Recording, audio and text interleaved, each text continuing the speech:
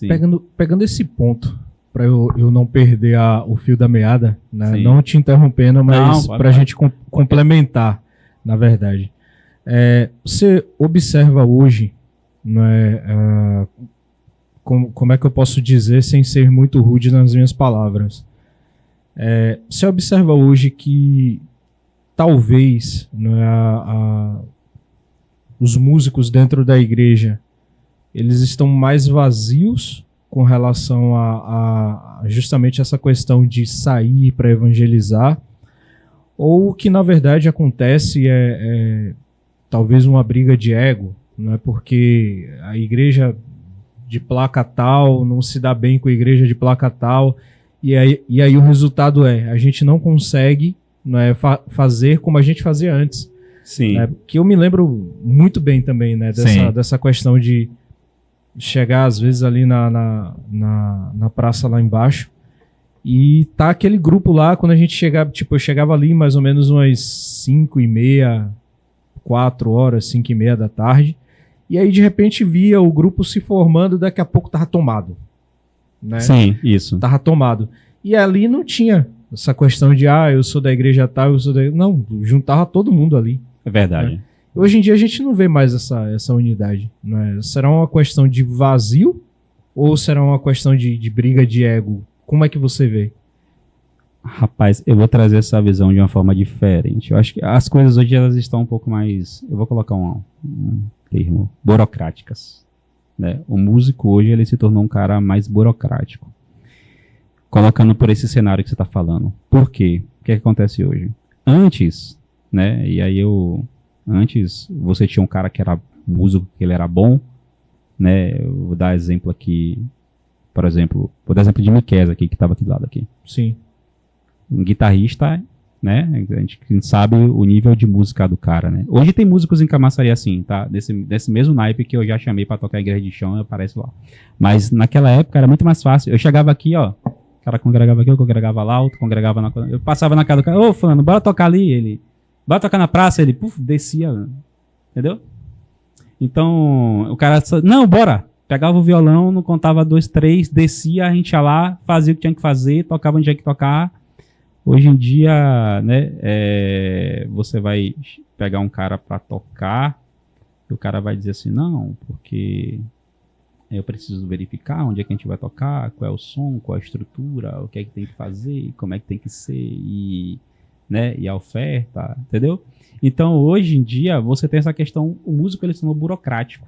Eu sempre falo isso com o Fabrício, entendeu? Não tô generalizando todos os músicos, mas hoje em dia, você trazer um cara para você tocar com você, um cara que se considera bom, né, é mais difícil. Antes, você chegava na casa do cara, você chegava na casa que eu chamo o cara vinha e fazia. Hoje em dia, não. Então, começou essa burocracia, que também se institui para a estrutura denominacional, né? Porque hoje em dia, por exemplo, antes eu conhecia muita gente da Quadrangular, da Batista, né? A gente saía, assim, conversava todo mundo, saía todo mundo junto, tal, eu ia para lá e conhecia gente cá, tava na casa de um, na casa de outro. Hoje em dia você não tem mais isso. Hoje é todo mundo dentro da sua casa, né? Terminou o culto ali, sumiu. Então você não tem a oportunidade de você criar um vínculo, né? Você não tem essa oportunidade de você criar esse vínculo. Você não consegue estabelecer novas amizades. Hoje em dia é tudo mídia social, né? Uhum. Você conhece o cara pelo Instagram, ou você conhece o cara pelo Facebook, mas você não conhece o cara pessoalmente, você não fala com ele, você não conversa com ele, você não vai na igreja dele, ele não vai na sua casa, você não senta para conversar num lugar, numa praça, nem dá hoje que não vai para conversar numa praça, nem vai em nenhum local. Então, tipo assim, essa burocratização da música, e eu vou trazer uma questão um pouco polêmica, né? Essa questão, eu já briguei com muito músico, que o cara fala, vou tocar só se me der R$150. Ou X valor.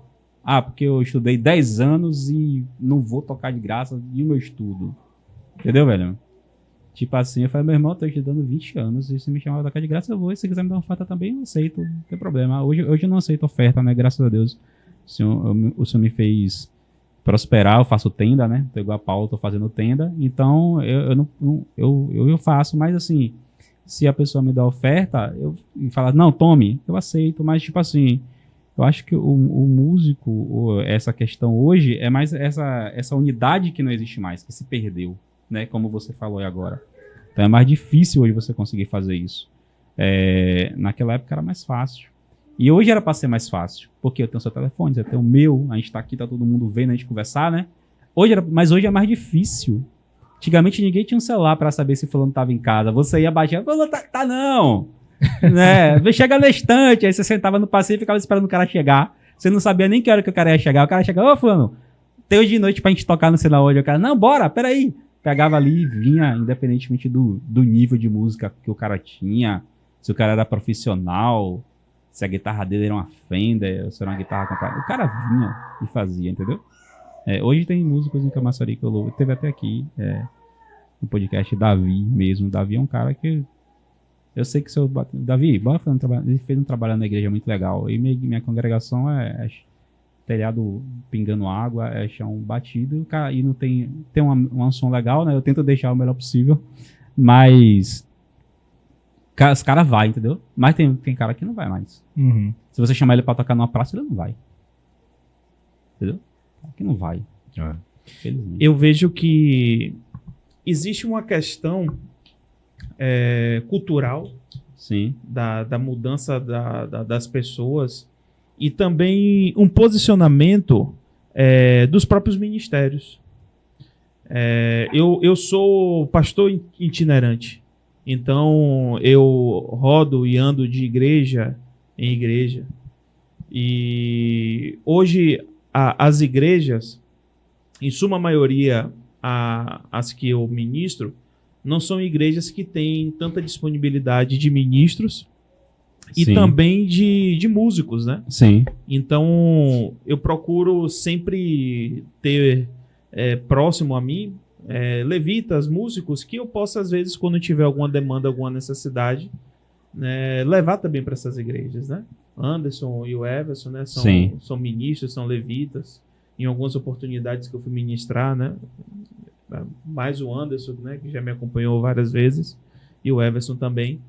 E o que a gente vê é que muitas instituições, muitos ministérios, eles geram uma série de restrições. Sim, também tem isso, né? Tem isso. Eu não discordo pelo fato de que se o cara tem um compromisso com aquele ministério, ele segue uma escala, ele tem uma responsabilidade, que nos dias de culto ele esteja no ministério dele.